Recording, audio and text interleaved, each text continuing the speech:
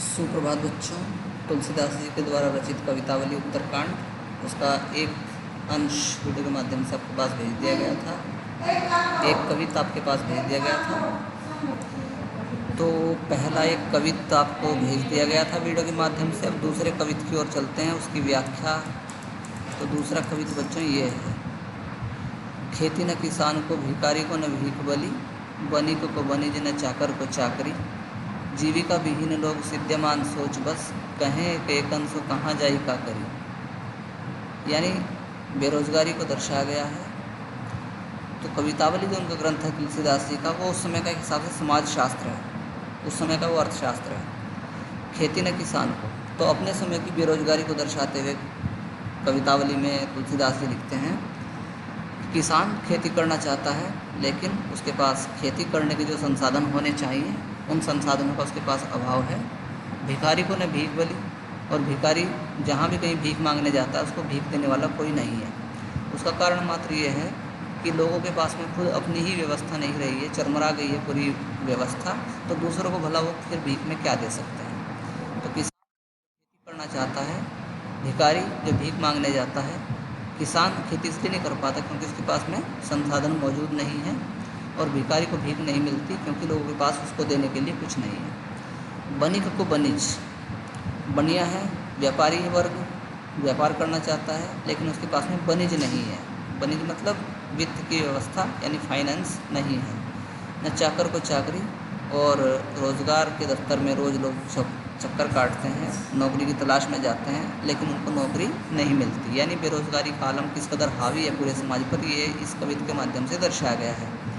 जीविका विहीन लोग सिद्ध्यमान सोच बस, जीविका के अभाव में लोग इस सोच में डूबे हुए हैं, कहें एक अंशो कहाँ जाए क्या करिए, और एक दूसरे से कहते हैं कि कहाँ जाएं और क्या करें। वेद हूँ पुराण कही लोक हूँ बिलोकियत। अब तुलसीदास जी कहते हैं कि वेद और पुराणों में ऐसा कहा गया है और लोक में ऐसा देखा गया है।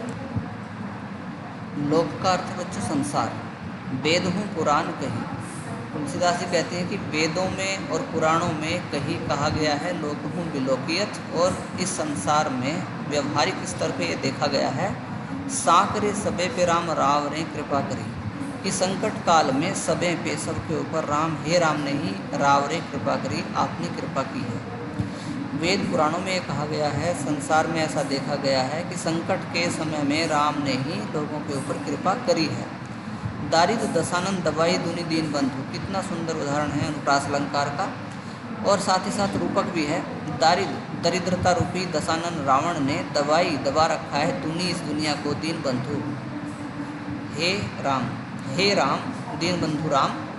दरिद्रता रूपी रावण ने इस संसार को दबा रखा है, इसलिए उस कारण ये बेरोजगारी उपजी है। दुरित दहन देखी तुलसी हाहा करी, और तुलसीदास जी कहते हैं कि इस बढ़ती हुई बेरोजगारी के कारण चारों ओर हाहाकार मचा हुआ है। तो हे राम, जैसे आपने प्राचीन काल में किससे, रावण के जो शोषण था रावण के द्वारा समाज का किया जाता था, रावण जो आतताई था, लोगों को परेशान करता था, उसके अत्याचारों से जैसे तुमने प्राचीन काल में लोगों को मुक्ति दिलाई थी, ठीक वैसे ही दरिद्रता रूपी रावण ने भी किसको, इस संसार को जकड़ रखा है।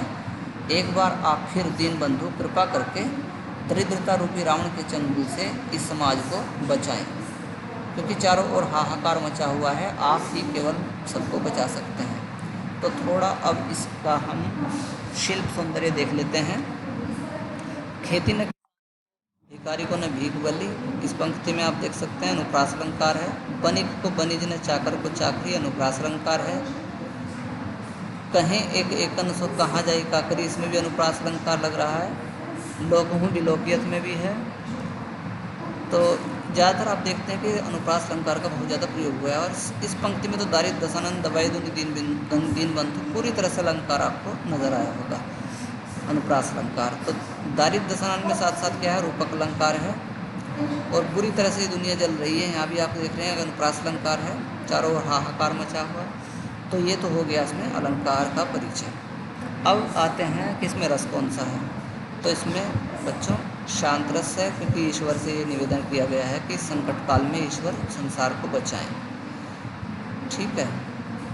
और यदि हम करें बात छंद की, तो छंद इसमें कवित्त छंद है, और कवित्त छंद जो होता है वो वार्णिक छंद होता है, मात्रिक छंद नहीं होता। ये हो गया। कहाँ जाइए का करी, इसमें प्रश्न शैली है। साथ ही साथ इसकी भाषा की अगर बात करें हम, तो भाषा इसमें आप देख रहे हैं कि ब्रजभाषा का प्रयोग किया गया है। कवितावली जो ग्रंथ है वो ब्रजभाषा में है, और रामचरितमानस जो है वो अवधी भाषा में है। तो ये हो गया। उसके बाद गुण कौन सा है, इसमें प्रसाद गुण है। साथ ही साथ थोड़ा माधुर्य की भी छवि इसमें देखने को मिलती है, और इस तरह से आप इसमें देख सकते हैं कि किस तरह से। बच्चों, आज के इस वीडियो में इतना ही। आपसे उम्मीद है कि इस काव्यांश पे आप कुछ छोटे प्रश्न बनाएंगे, उनके उत्तर भी लिखेंगे, ये आपको मैं जानकारी देता हूँ, और साथ ही साथ इस पूरे काव्यांश का आप भावार्थ भी लिख लेंगे। तो आज की वीडियो में इतना ही। बहुत बहुत धन्यवाद।